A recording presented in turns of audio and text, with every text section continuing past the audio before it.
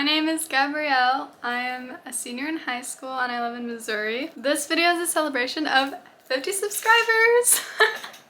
I wanted to create a chain. 7, 8, 9, 10. Each stitch representing one of you. 11, 12, 13, 14. If you want, write a bit about yourself in the comments and let's get to know each other. The first 20 of you guys. I started crocheting in quarantine, but it wasn't until I broke my femur that it changed my life. It was a way of coping and processing my trauma. I remember I made a really cute snail and I would send those to like my pen pals. At school I would crochet during class and my friends and classmates encouraged me to start a YouTube channel and a business. Thank you to everybody who saw the potential in my hobby. I'm so grateful to see how my videos and products have impacted your lives. And that's 50.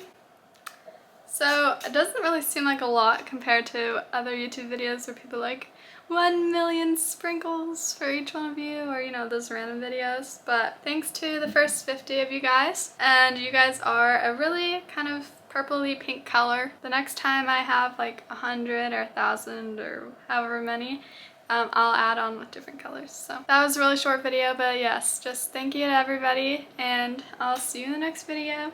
Bye!